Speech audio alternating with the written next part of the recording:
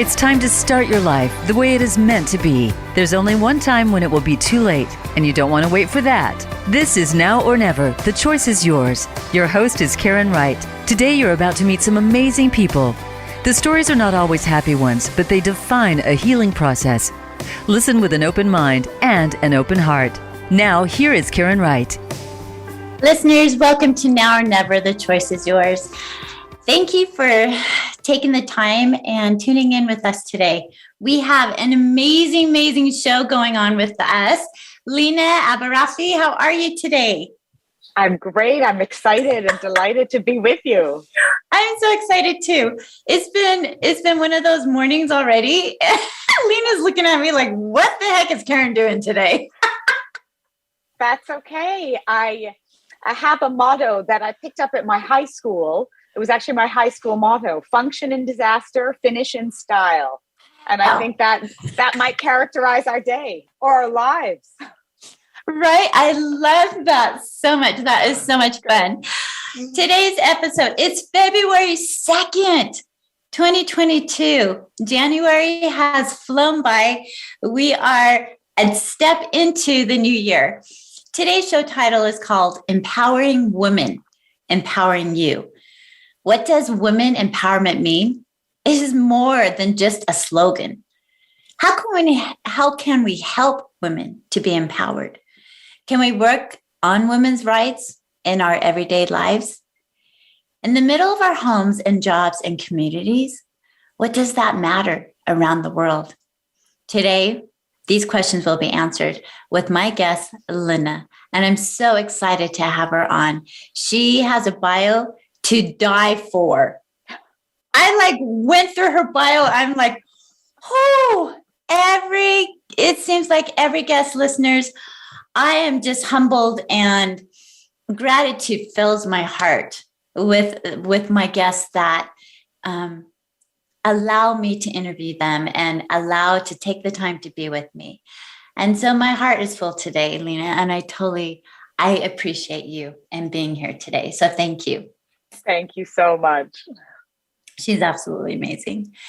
Listeners, as we begin this next hour together, I invite us that we just take a time and cross our legs, get comfortable wherever you're at.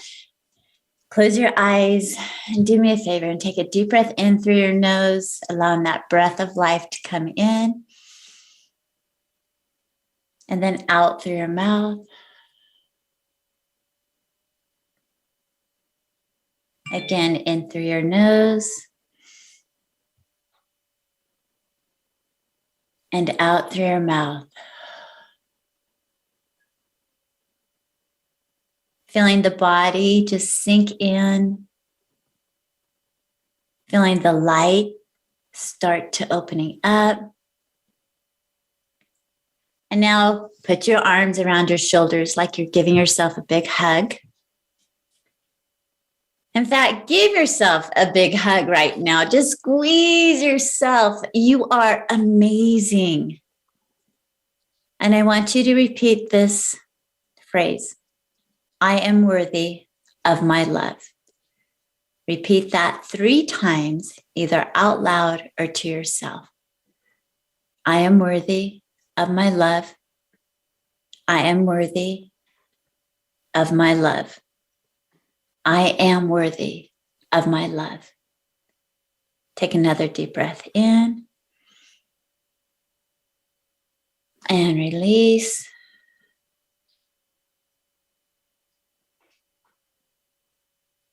And then tapping your chest 3 times, saying, accept, accept, accept. Another deep breath in. And releasing, opening up your eyes. And just being for a moment.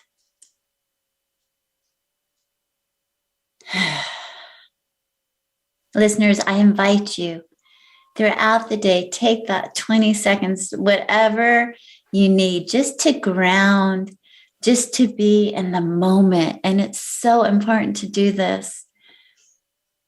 I invite you to grab your pens, grab your notebook, grab your notepads, because we got our affirmation for the week. And if this is the first time you've listened to the show, I tell Lina that I have a deck of affirmation cards, and whatever pops out is the affirmation that we use. And it's amazing how it just goes hand in hand with what we're speaking about. And so I invite Lina, as I read this affirmation, to share with the listeners what comes into your forefront, what you think of. Always with your heart, eagle behind. Eagle's always behind. And just be, okay? Okay. So today's affirmation is, I had to read it for a moment. It wasn't just a two words. It was a longer one. It says, I surround the earth with love and light. I surround the earth with love and light. So, Lina, when I read that, what came into your thoughts on this one? I think that's beautiful and perfect for today. And it really touches me because it's so much of what I do. I feel like yes, we understand our sense of responsibility to ourselves, but do we truly understand the sense of responsibility we bear for each other? And the idea that we really do need to support each other and help lift each other up. And if we're talking about things like freedom and rights and dignity and respect and the things to which we're all entitled, none of us can have those things unless all of us have those things. So none of us can be free as women, as people, unless our sisters, unless everybody is free. So it really is a collective responsibility to see beyond our own worldview, beyond our own little space, to do whatever we can to be better for each other. And in doing that makes us all better. It does reflect back on ourselves. It does make us better as well. It makes our space and our communities, our societies, our countries, our planet, the earth better. I agree with you 100%. Sometimes we get stuck in our boxes. We get stuck in our little lives, whatever it looks like. And we forget that there's a whole new world out there, a bigger world. I love Aladdin when they're singing. I know I always go to things like that when they're singing on the carpet and he sees the world totally different. Jasmine's on the back going, oh my gosh, it's a whole new world, because she's outside of her little castle compound, whatever you want to call it. She's outside of it, right? And she sees something magical and majestic. Mm-hmm. And yet here she is, this princess, but she's lived the sheltered life. And we, in some sort of way, all of us throughout our human lives, there's points where we have lived a very sheltered life. And there's opportunities for us to step outside that box and to grow. And today you are going to share with our listeners magical words and words of wisdom and knowledge and truth that you strongly believe in. Now, you've been doing a women's right act for what, 25 years? Well, I started as a teenager. So let's count from when I developed a feminist consciousness, right? And I knew then, you don't need a magic carpet to be able to look outside of your own space and see what's going on and recognize the interconnections. I was 14 and I was in a high school class. I mean, the things that we learn at that age, sometimes they set off a bomb in our hearts. And that's really what happened to me. I was in a class called Comparative Women's History. And what we did was not learn about women's history, but about the history of violence against women. And that absolutely blew my mind. Everywhere in the world, in this country and in every time and space, in every socioeconomic level or religion or culture or context or whatever, all of us are affected. And so in the end, we're all responsible for that kind of crime and the fact that it continues. So that for me was it. That was my moment. That was my moment where I stepped out of my little box, and I've done nothing else since. And so it's been more than 30 years. That's incredible. The age of 14, when you're sitting in this class, because I love that you brought that you're 14, you're sitting in this class learning about women's rights. What was that aha moment? What was the one thing that you heard in that class that your 14-year-old girl was like, this is not right. I've got to change this. Like what sparked you? Because listeners, if you see her, she's absolutely beautiful and radiant and she's spunky. I mean, I'm looking at her. She's got, Lina, you're gorgeous. So as a 14-year-old, what was it? What was it? Because it's usually one thing. Sometimes it's a ripple effect, right? But there's that one thing. What was yours? It was the everyday ordinariness of it. It was the fact that everybody experiences it, from forms of domestic violence to more severe things, to sexual harassment, microaggressions in the workplace, to female genital cutting, to all of it. I mean, it just was so many different forms, but everywhere all the time, and almost normalized and accepted. And in many places, people said, well, this is what it means to be a woman, or we always are going to have to be afraid, or the law is not going to protect us, and our families won't protect us, and society doesn't respect us, and it was just this unbelievable avalanche of surrender. And the idea that, oh, well, this is what it is, and this is how it's always been. And it was the acceptance of it. It was that feeling of surrender where I said, no, I just can't. I mean, I might not make a dent in my lifetime, but I won't give up, and I'll do it until I die. I will die trying. And that for me was the moment, because it is so frustrating. There are no measures of success. I can't say I saved this many women, or I fixed this many societies or countries, or solved these problems. Never can I say that. Mm-hmm. But what I can say is I maybe planted a seed, and that seed will take root long after I'm gone, and someone can dig me from the grave and give me updates. But at the present pace that we're not going fast enough, and we can't surrender to the inevitability of that. We have to all fight, even if we're not going to see the results in our lifetime. And it was that is what got me. And as a 14-year-old to think that and to know, and I'm sure over time that has evolved and grown even more powerful to what your mission statement is, to what your mission is. Like you said, you can't count how many women's lives you change, but you are planting the seed. And I think that is so important to remember that in life. That is what we're doing. We're planting the seeds. We're trying to figure things out.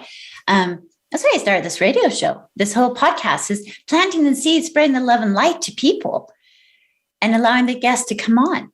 Now, you've written more than one book, haven't you? Have you written one or? I have written two. My second one just got published, and I'm working on a third that needs a publisher, actually. And the third one, I know, I keep putting it out there to the universe because I believe that it will happen. But the third one is really the one that's closest to my heart because it's a memoir. It's personal. So it tells the story of how I started and why I started, and the ways that I tried to affect change, and maybe I didn't do it right, and the places I've been and what that's meant to me personally. So it really is, it's a personal journey. It's been incredible and confronting and emotional to write it. And now it just needs the right kind of home. But the first two are very much focused on the work and the issues. And they both are focused on women in Afghanistan, because I spent a fair bit of time there from 2002 until 2006. I lived there for 4 years. And the first book emerged from that experience and my doctoral research as well. And the second book came in kind of accidentally, maybe 6 months ago, because of what was happening in Afghanistan. And I had the opportunity to tell the 20-year story.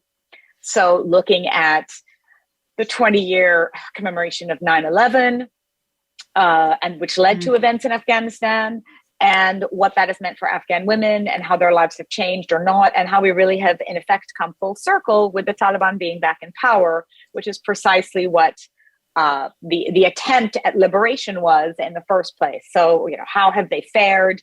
How has it been for them? And that was also quite tough to write, because the story just isn't a happy one. The progress isn't there.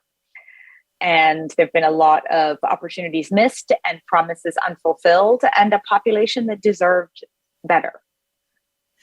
So that's what the two books talk about. That is very powerful. Like, we're going to dive deep when we come back after break here in just a minute, Lina. I want to go deep into that whole thing with 9/11 and how it affected. I mean, there's terrorists no matter where we live, right?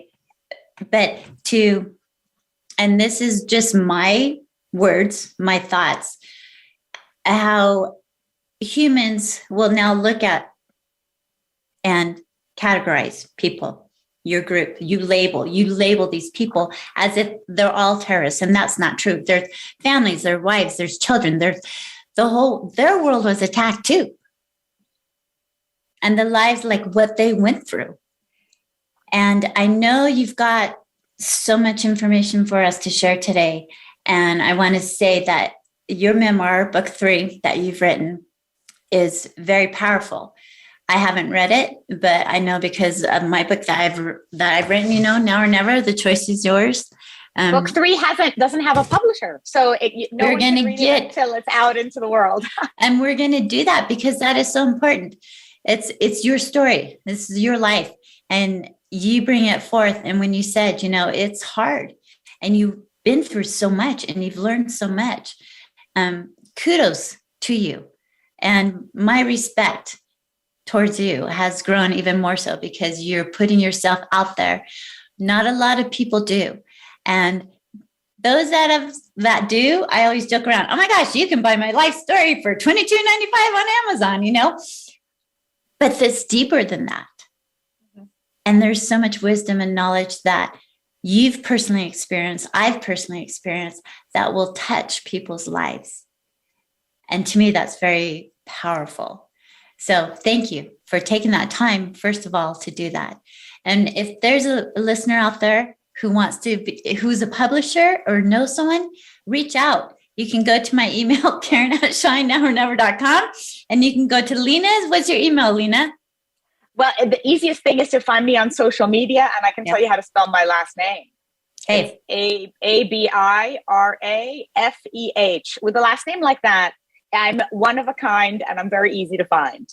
I love it.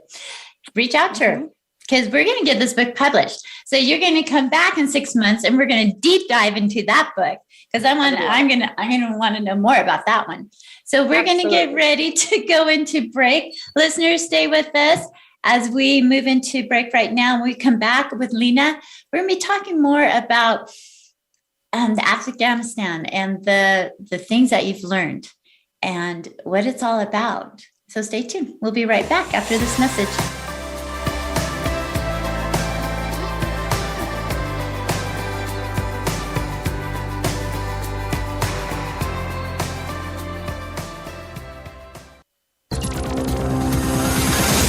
It's your world. Motivate, change, succeed.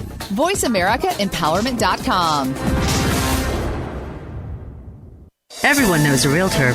A seasoned realtor, Karen Wright, has the experience and the knowledge of this crazy market. Whether you are a first-time homeowner, downsizing, or divorced, Karen understands the importance of easing the pressure for her clients. A hands-on realtor, Karen has been known to paint rooms, box up toys, bring food to her exhausted clients, and even help them find movers and cleaners to help simplify the process. She reminds her clients to take a deep breath and trust in her. For your next real estate needs, remember Karen Wright at Realty Path Summit. Visit yourbestmoveyet.net. Voice America programs are now available on your favorite connected device, including Amazon, Alexa, and Google Home. Through streams with Apple Podcasts, TuneIn, and iHeartRadio, listening to your favorite show is as easy as saying the show name followed by the word podcast. Hey, Alexa, play Finding Your Frequency podcast. If that doesn't work, try adding on TuneIn or on iHeartRadio or on Apple Podcasts. The book Now or Never, Shine Baby Shine, is authored by #1 international best-selling author Karen Wright. Karen's book invites readers to learn and grow through every aspect of her life. She invites all who have experienced any loss in their life to take time, read, and feel her words as she opens her soul page after page. Through each twist and turn of her journey, Karen invites her readers to heal and become the person you are truly meant to be. Find your truth, live now, and shine. Visit ShineNowOrNever.com or look for the book on Amazon.com. It's your world. Motivate, change, succeed. VoiceAmericaEmpowerment.com.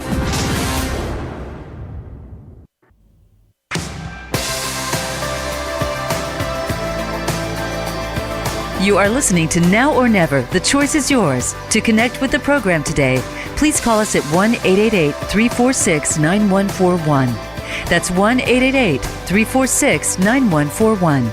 If you'd rather send an email, the address is Karen@shinenowornever.com. Let's get back to this week's show. Here again is Karen Wright. Listeners, welcome back to Now or Never. The choice is yours.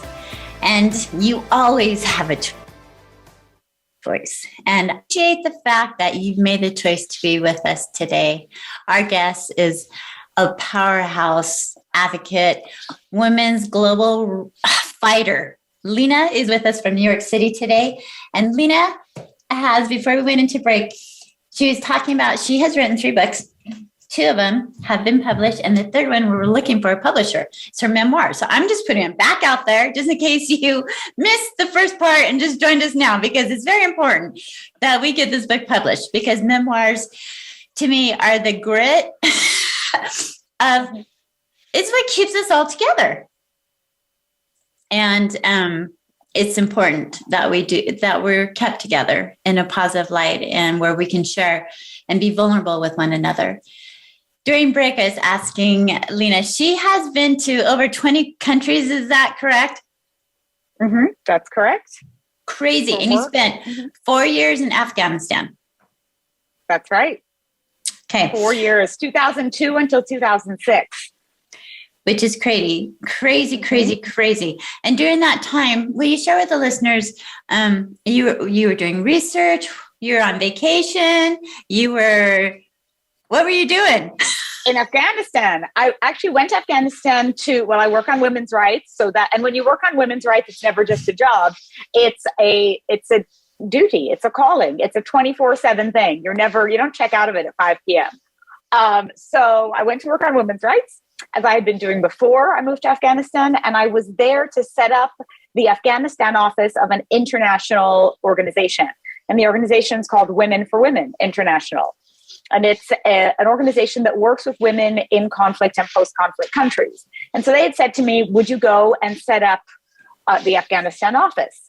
And I said, absolutely, yes. And so that is what I did. I went to set it up. I hired and trained the staff. I formed the programs. I found the funding. I set up the whole operation and brought in 3,000 women in the first year of work. And the reason we had so many is because the need was so great, because there were so many women who were driven to absolutely to low levels of poverty and desperation and needed help and wanted cash assistance and support and training and vocational skills and basic education and literacy and healthcare and all of it. And so that's what we tried to do. And I did that for a couple of years, moved into the United Nations, stayed in Afghanistan, and then continued on to 20 other countries over a 25-year period. So Women to Women, Women for Women. Women for Women International. That was the one I worked with in Afghanistan, correct. So when you went in, you put together the entire program. Can women stay in this facility, or is it like they're teaching to, you teach them to fish. You don't hand them the fish. You teach them the skills to survive, to empower them so they can have their freedom. Correct. Is that what this is? That was exactly it, because what they asked for was financial support. But at the same time, there is a hierarchy of needs. When you bring people in from the street who are begging and starving, they don't really have the time or even the headspace to take a training program and to enroll in that, because that takes a bit of time to learn a new skill, to be able to market that skill, to monetize that skill. So what we did at that time, in recognition of the fact that these women were desperate and needed to feed themselves and their families, and they were struggling day to day for survival. So we gave them a little bit of cash every month to be able to meet those basic needs. And in doing so and accepting the cash, they also agreed to enroll in the longer term program. So it wasn't just building up a dependency, it was also helping them to meet the needs of themselves and their families. Clearly, they were all feeding their children and looking after even extended members of the community. And then to learn a new skill where they could then be financially self-sufficient. So the idea was to help them to become independent, not to create these dependencies in a hand-to-mouth sort of a way. So they would take vocational training. They would learn basic literacy, health education, whatever other conversations needed to be had. We would kind of curate those for the women in the groups to be able to get what they needed out of the program, and understanding critically that this is true everywhere, not just in Afghanistan, not just in the countries I've worked in, but everywhere around the world. Women know exactly what it is they need. We just need to listen to them articulating it, and then we need to do those things. You know, I find a lot of people who want to come in and help, but they help according to what they think the needs are, or their own parameters or their own needs. And my needs are not yours. And so if I really want to help you, I have to do so first by listening to you, to understand who you are, what you need, and what I can deliver. If I'm ready to do it, well, you know, you tell me and I'll see what of that I can actually help you with and how. Mm-hmm. You've spoken to many places and many groups, and you have a piece called "I Hate International Women's Day." Explain this. I like it. I do hate it because, you know, we cannot be relegated to just one day or even the month, you know, the month of March, sometimes Women's History Month. It is not enough. And also the way that it is, first of all, it is a 24/7 thing until we achieve equality. And we are, it is worth noting, nowhere near equality globally. Mm-hmm. There is not a single country in the world that has achieved equality. Not one. And people think, oh, the States is fine, or, oh, some European countries are. No, not one single country has achieved equality. At the present pace, it is going to take us 100 years. I don't think I'll be around to see it. I'm pretty sure I won't be. I don't know about the listeners, not sure about you. My plans are to not live that long. And as a result of that, I am feeling a little bit impatient. And I think that we should pick up the pace because I would like to see some results in my lifetime, recognizing that we will not have full freedom, rights, equality, dignity, and respect before I leave this life.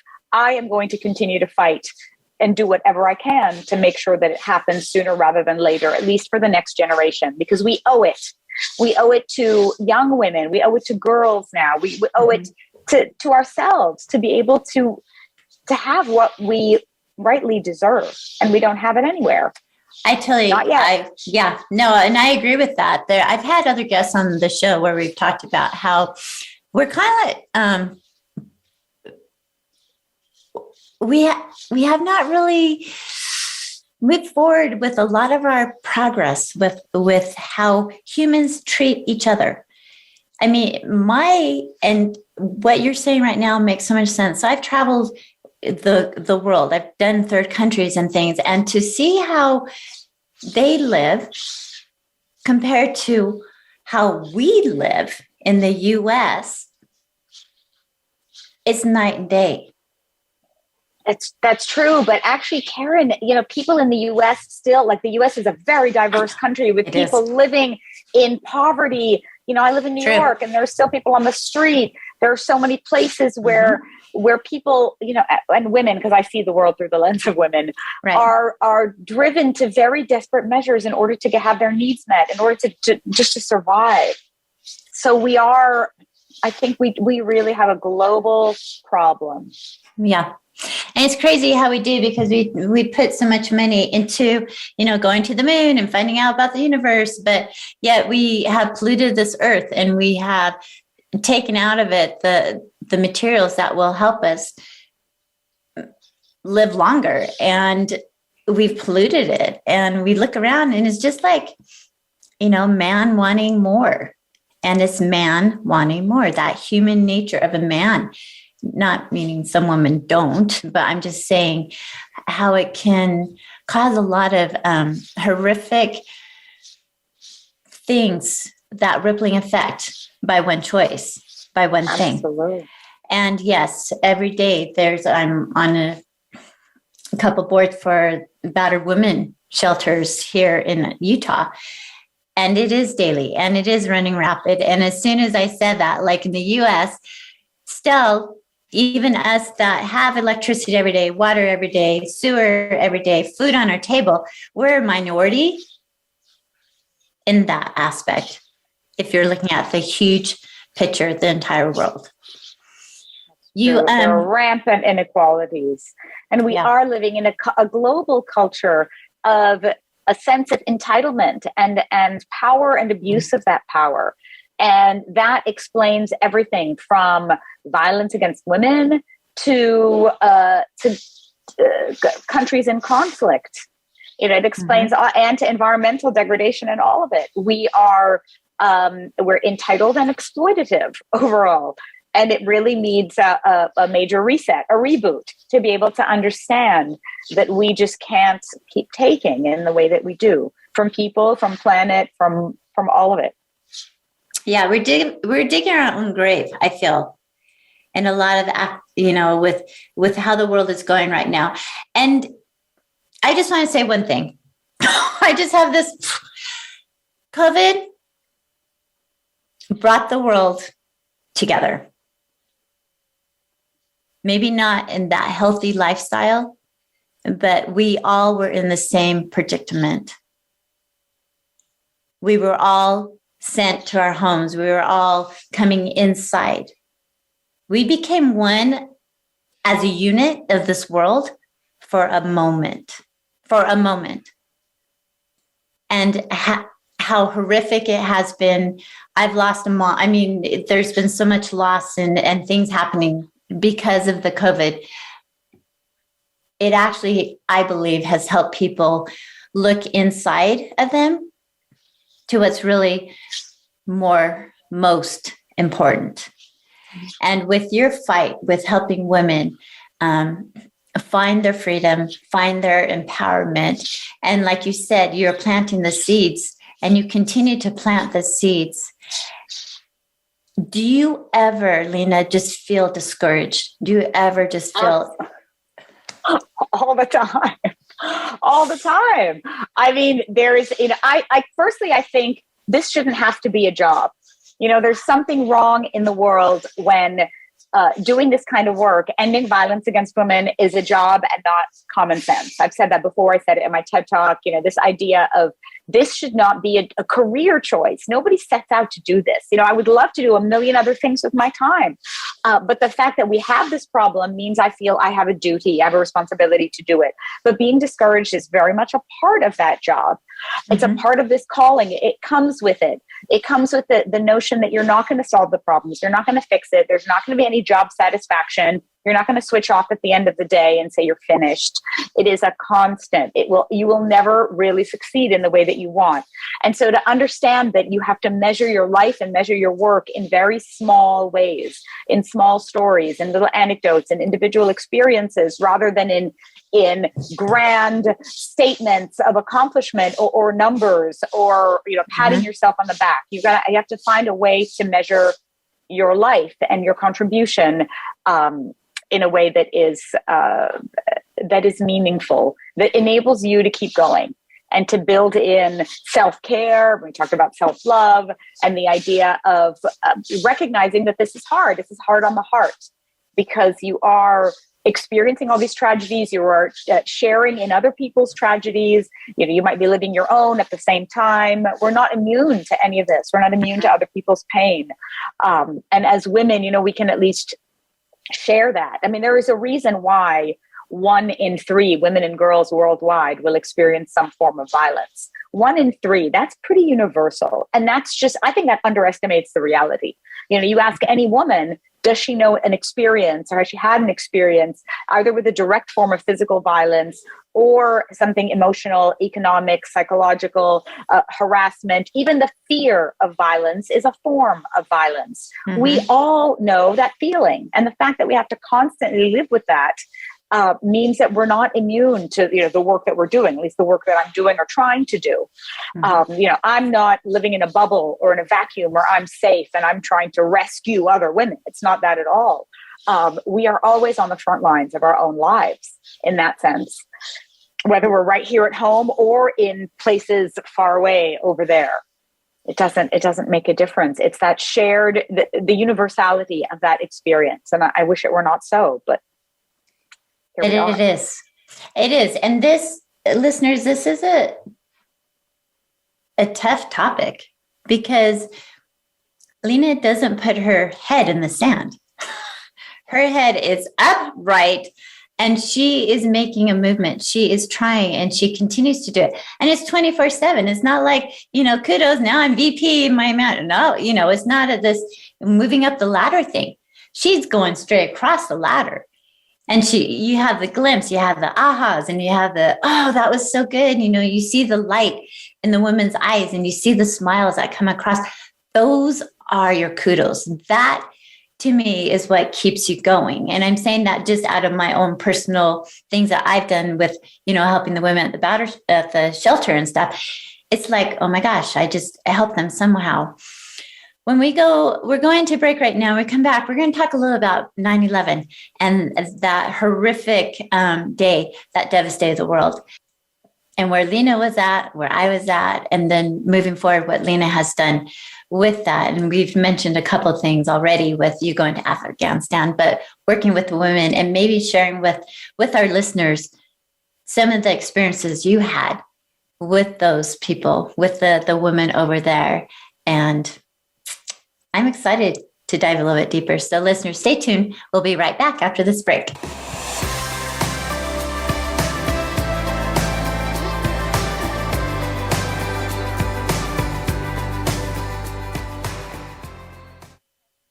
Follow us on Twitter for more great ideas at Voice America Empowerment. The book Now or Never, Shine Baby Shine, is authored by #1 international best-selling author Karen Wright. Karen's book invites readers to learn and grow through every aspect of her life. She invites all who have experienced any loss in their life to take time, read, and feel her words as she opens her soul page after page. Through each twist and turn of her journey, Karen invites her readers to heal and become the person you are truly meant to be. Find your truth, live now, and shine. Visit shinenowornever.com or look for the book on Amazon.com. Where can you listen to some of the world's top life coaches ready to dish out success tips and entrepreneurial guidance? The Voice America Empowerment Channel will do just that. Whether it's personal growth, building a better business, or inspirational life stories, make it a daily habit to tune into our programs. From weight loss and personal branding to law of attraction and increased happiness, you'll find it every day at VoiceAmericaEmpowerment.com. The Voice America Empowerment Channel. It's your world. Motivate, change, succeed. Everyone knows a realtor. A seasoned realtor, Karen Wright, has the experience and the knowledge of this crazy market. Whether you are a first-time homeowner, downsizing, or divorced, Karen understands the importance of easing the pressure for her clients. A hands-on realtor, Karen has been known to paint rooms, box up toys, bring food to her exhausted clients, and even help them find movers and cleaners to help simplify the process. She reminds her clients to take a deep breath and trust in her. For your next real estate needs, remember Karen Wright at Realty Path Summit. Visit yourbestmoveyet.net. Live up to your fullest potential. This is the Voice America Empowerment Channel.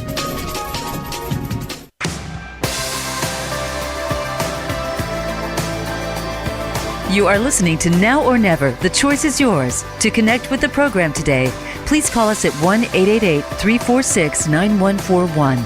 That's 1-888-346-9141. If you'd rather send an email, the address is Karen@shinenowornever.com. Let's get back to this week's show. Here again is Karen Wright. Listeners, welcome back. Our show has been empowering. If you just tuned in, we are talking about women's rights and helping women throughout the entire world. And my guest today, Lina, is here with us sharing her desires, her love, she plants a seed. I wanted to call you a gardener. That's beautiful. She's a gardener. She's planting these seeds because throughout the show we've talked, it's like she's not going to reap what she's sowed, but she's planting and she knows what she's doing. It's her calling. She said this is her calling. This is her mission, is to help women find their freedom, empowering them, putting a stop to hunger, putting a stop to violence, whether it's physically, emotionally, verbally, spiritually. 1 out of 3 women have experienced some sort of violence throughout their life. And I guarantee it won't just happen once. It will be multiple times. And it's not just in third world countries. It's not just in Afghanistan. It is worldwide. It's in the United States. It's in your neighborhood. It could be the neighbor next door. So with that, I invite Lina. 9/11 was a time in the world that was a sudden attack. And you have a story to share on what you experienced. And I invite you to do that now. Well, 9/11 was a turning point for everyone. I was living in Washington, D.C. at the time. I was spending a lot of time in New York. I was in New York on the 10th of September, actually, and returned to D.C. on the morning of 9/11 and learned of all of this. I was working at the World Bank, which is next to the White House. So I was extremely close to one of the potential targets. And that, those are incredible moments in our lives to experience, what a lot of people experience on a daily basis, that is being under attack, being on the front lines, being afraid, the experience of loss and uncertainty. And that has characterized a lot of what this country is doing and feeling for the last 2 decades. So there isn't, it's not an isolated incident that has actually left us. But for me personally, that opened the door to work in Afghanistan. And I had really wanted to do that for many years before. And I'd worked overseas prior to that point, but Afghanistan was a place that really had captured my attention. The conditions of women, people's lives, the country itself. It is an incredibly kind of dramatic landscape. It's got a history of occupation and fighting out that occupation. Afghans themselves are extraordinary people. Mm-hmm. And then the suffering of the Afghan people could not be ignored. And for me, that really, that hit me, in a hard place. And I wanted to be able to go and was finally given the opportunity after 9/11. And so that opened the door to working in conflict countries. So I spent 4 years in Afghanistan, as you know. I did my doctoral research on that experience. I wrote a book on it. I wrote a second book on it just now. So Afghanistan never really left me. But at the same time, I was lucky enough to work in about 20 other countries. So across sub-Saharan Africa, in countries like Papua New Guinea, in Haiti after the earthquake, in Nepal after the earthquake, and mostly recently in Lebanon. So some really, really interesting, challenging countries. But, coming back to the States also, like you said, this is a front line too. There is work to do here. Women's rights are being stripped away everywhere we look. We are denied rights to our own bodies and lives, and that could be codified into law. And in many places, it has been already. So what are we doing to protect ourselves? Our rights to decide about our own bodies, to make our own choices, the rights of our daughters to be able to live free, to live lives free of violence. We can't even take that for granted. Mm-hmm. So, it was never a thought that, I've left the war zones and so now I'm living this normal life. It really is that the war zone is everywhere and it never leaves us. And you would think in society, we've matured so much, you look at the cars, we had horses and we have cars and then we have gas cars and then we have electrical cars and now we're going to have flying cars. It's just progression, right? But yet humanity hasn't. The respect hasn't. And you mentioned during break that you have a blog. Will you share with our listeners about the blog and where they can, find that? And you wrote an article about something that I want to talk a little bit about. Great. I would love that. I publish on Medium. I love to write. I find it very healing. I find it also kind of confronting and a good way to better understand my own life and what I've done and what I now would like to do. So for me, writing is the mirror. And I really enjoy doing that. And I find that it's personal. When it resonates with people, it's an added bonus. So I tend to write for myself and for my own processes and to see my thoughts on paper or on the screen helps me come to terms with them. And when people tell me, oh, that really meant something to me, I think, oh my goodness, that's even better. That's great. So it's on Medium under my name. And then I also have a blog, and it's all kind of interconnected. People can get to my name, they can get to all of it, which is great. And I write about, whatever kind of comes to my mind. Unfortunately, there's no shortage of material, right? There are things going on. I recently wrote about what's happening to women in Togo as a result of that natural disaster. I've written about women in Haiti, where I used to live. I've written about women right here, about what's happening in Afghanistan, obviously, about why I was inspired to do this work. So many different topics. Also things like sexual harassment in the workplace, child marriage and how that still exists just about everywhere, including here in the US, if you don't believe it. And whatever topics come to mind, just to be able to put them out there into the world and to create a conversation. So and I'm sure the conversations aren't always light and airy, are they? They are not. But what I try and do, I think my writing style is such that, I don't think I take myself particularly seriously, and I take the issue seriously, but I don't think it needs to be, it needs to be said in tears all the time or in anger.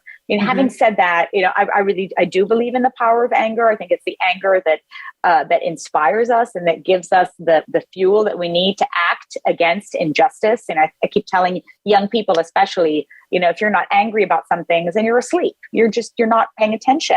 And in this day and age, we're so interconnected, like you can't miss those things. You might not feel them as deeply, but you can't say you didn't know them. So there's that. But at the same time, when I write, I try and do it in a way that is somewhat lighthearted, because I really want to pass the message on to people who otherwise wouldn't be listening. And they're not going to come at it from the same place that we might, where we're already inspired and ignited and active and out there and screaming about it. They're going to come at it from a place maybe of curiosity with questions, and they don't know about these issues and why they're important. So I try and position it that way as much as I can. And I think to be honest, that's open or has questions, like you said. And there's a lot of the unknown. And to me, what you're doing is so empowering.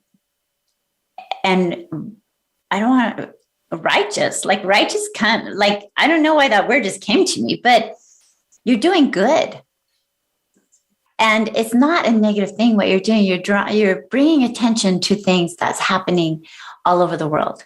And if someone, in my opinion, listeners, if you're angry about what you're reading or listening, then you're totally in denial. And maybe you need to step up to the plate.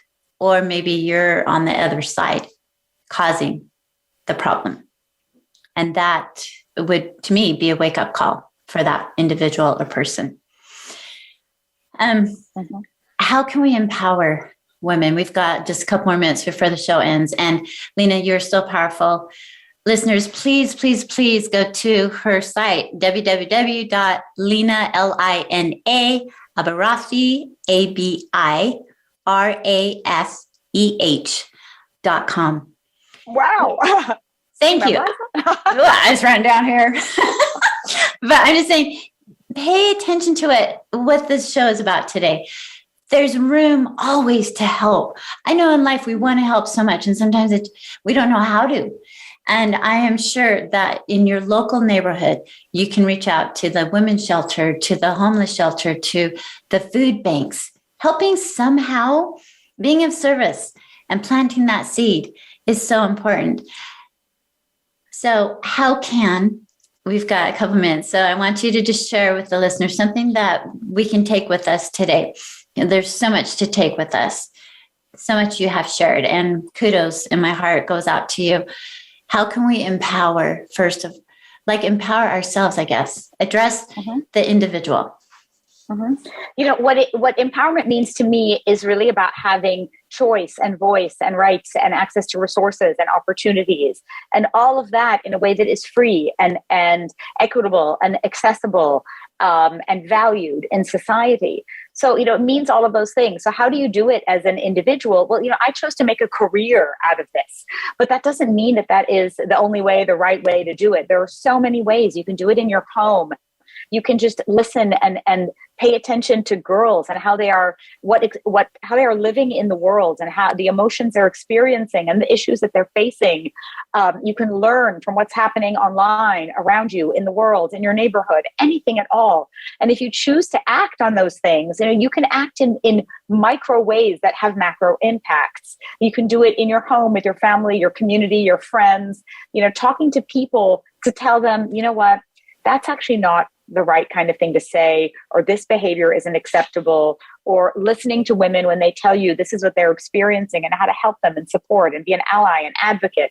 It comes in very small ways. Mm-hmm. And I think it's so important that people really accept that and start to take responsibility rather than collectively shrug and say, this problem is too big. It doesn't concern me. It doesn't happen here. It's not my problem. It's not my fault. I didn't cause it.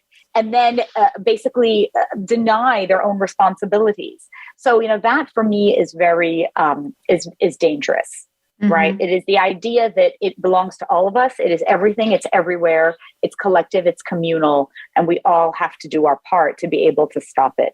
And when we do it in small ways, in our home, in school, in the marketplace, in the workplace, in office, in public office, in whatever space you occupy, you can take that and make it feminist. When I did my TED Talk, when you do TED Talks, you stand in the middle of a red circle. And so I said, if everybody takes responsibility for their own little red circle, their own little space, and they start where they stand, literally, then it will make a difference. It will be contagious. Behavior mm-hmm. is contagious. So you might as well make it good behavior. So take responsibility for your space, for your little red circle, for the place where you stand, and that can have a major impact. Lina, thank you for sharing that with us today. Listeners, be responsible. Look at that little circle around you. What can you do to help that? And as you look, does your circle collide with others, or does it evolve around others? Does it emerge with others? And the energy that we put off, I truly believe our energies cross to where we become one. So remember the affirmation for today. I surround the earth with love and light. The breath is a gift of life. Choose now and live. Remember, this world is not for sissies. We are here to experience our own story as we each walk our personal journey. Have an amazing day, and thank you for choosing to be here now. Until next week, sending you all love and light.